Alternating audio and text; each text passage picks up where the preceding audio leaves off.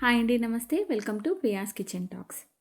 ఇది ట్యూస్డే రోజు నా వ్లాగ్ అండి. ట్యూస్డే రోజు ఇక్కడ నేను క్యాబేజ్ కర్రీ ఇంకా చుక్క కూర పచ్చడి చేస్తున్నాను. క్యాబేజీ కర్రీ వచ్చేసి కొంచెం ఎక్కువగానే చేస్తున్నానండి. సింపుల్గా ఉంటుంది, టేస్ట్ కూడా చాలా బాగుంటుంది. ఇది నార్మల్గా శనగపప్పు ఏం చేయకుండా నార్మల్గా క్యాబేజ్ మాత్రమే చేస్తున్నాను. ఫస్ట్ అయితే అన్నం పెట్టేశానండి కుక్కర్లో. ఒక గ్లాస్ బియ్యం పెట్టాను. నైట్కి ఇంకా చపాతీ చేసుకుందాంలే అని చెప్పేసి రైస్ కొంచెం మాత్రమే పెట్టేశాను. ఇద్దరమే కదా కాబట్టి కొంచెం రైస్ సరిపోతుంది.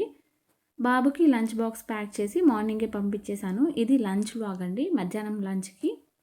అయితే ఇక్కడ నేను క్యాబేజ్ మొత్తం కూడా బాగా సన్నగా చాప్ చేసేసుకొని కడిగి ఒక స్ట్రైనర్లో వేసి పెట్టేశాను. క్యాబేజీ కూర మధ్యాహ్నం లంచ్లోకి ఇంకా నైట్ చపాతీ చేసుకుందాంలే, చపాతీలోకి మళ్ళీ కూర ఎక్కడ సపరేట్గా చేద్దాంలే అని చెప్పేసి అన్నంలోకి ఇంకా చపాతీలోకి సరిపడా క్యాబేజీ కూర చేస్తున్నాను. రెండిట్లో కూడా చాలా బాగుంటుంది. సింపుల్గా ఉంటుంది కానీ టేస్ట్ కూడా చాలా బాగుంటుంది.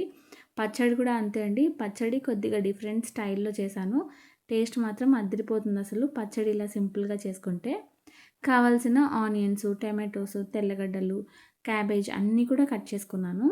ఫస్ట్ అయితే రైస్ అయిపోయింది, స్టవ్ ఆఫ్ చేశాను. ఇంకా క్యాబేజ్ కర్రీ కోసం కుక్కర్లో చేస్తున్నాను.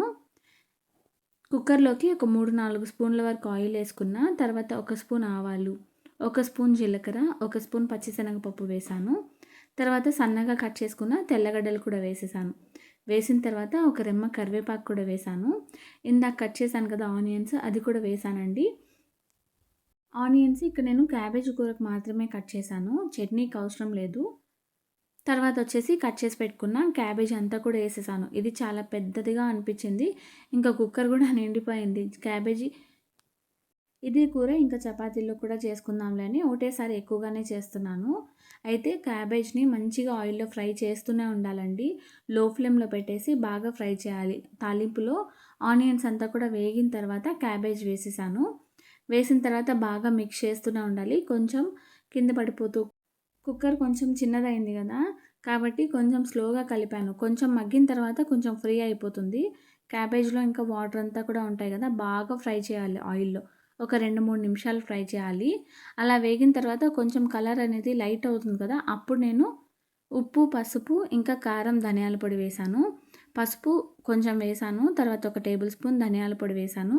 ఉప్పు ఒక స్పూన్ వేశాను, కారం ఒక స్పూన్ వేసి కొంచెం ఎక్స్ట్రా వేశానండి, అంటే ఎక్కువ ఉంది కదా అని చెప్పేసి. క్యాబేజ్ అంతా కూడా వేసి మసాలాలన్నీ కూడా వేసి బాగా వేగిన తర్వాత ఇంకా కట్ చేసుకున్న టమాటోస్ వేసేసాను.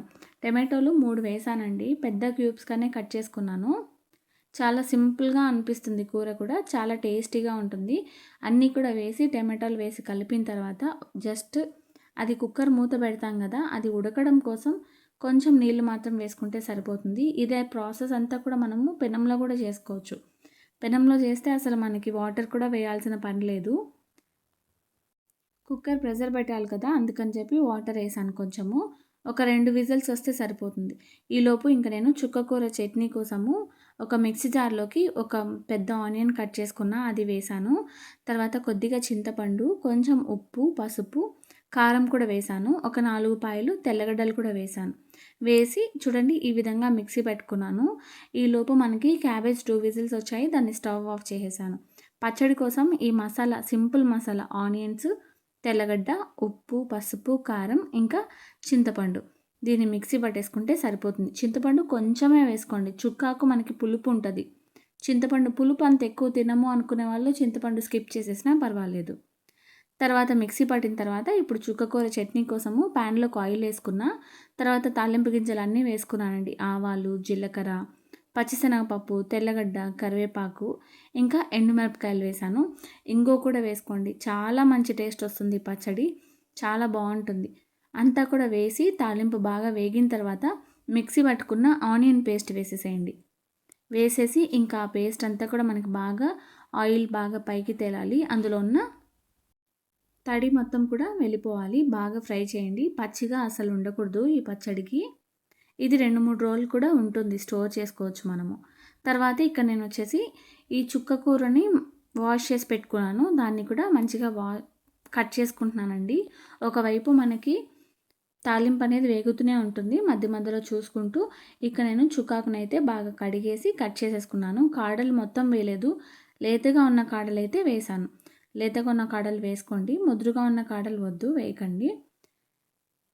ఆకుకూర అంతా కూడా బాగా కట్ చేసి చూడండి, ఇక్కడ నేను మధ్య మధ్యలో బాగా తాలింపునంతా కూడా బాగా ఫ్రై చేసుకుంటున్నాను. ఆనియన్ పేస్ట్ అంతా కూడా ఈ విధంగా బాగా ఫ్రై చేసి ఆయిల్ బాగా వదిలిన తర్వాత కట్ చేసి పెట్టుకున్న చుక్కాకు కూడా వేసేసాను. చుక్కాకు కూడా వేసేసి జస్ట్ ఒక నిమిషం అలా మూత మూస్తే సరిపోతుంది. చుక్కాకులు చాలా తొందరగా వేగిపోతుంది కదా, వాటర్ బాగా వదిలేస్తుంది. అందుకు చుక్కాకంతా వేసేసిన తర్వాత జస్ట్ లైట్గా మూత పెట్టేసేయండి. అవసరం అనిపిస్తే కొంచెం వాటర్ వేసుకోండి. నేనైతే ఏం వాటర్ వేయలేదు. చుక్కాకు వేసిన తర్వాత మూత పెట్టేశాను. మంట లో ఫ్లేమ్లోనే పెట్టండి, హై ఫ్లేమ్లో అసలు పెట్టద్దు, వాటర్ వేయలేదు కదా. ఈ గ్యాప్లో మనకి క్యాబేజ్ కూడా మనకి బాగా ప్రెషర్ పోయింది. ఇంకా మళ్ళీ స్టవ్ వెలిగించి లో ఫ్లేమ్లో పెట్టి ఆ వాటర్ అంతా కూడా ఇంకిపోయేంత వరకు బాగా మిక్స్ చేస్తూనే ఉన్నాను. క్యాబేజ్ని ఒకవైపు ఇంకా చుక్కాకును ఒకవైపు చూసుకుంటూనే ఉండండి.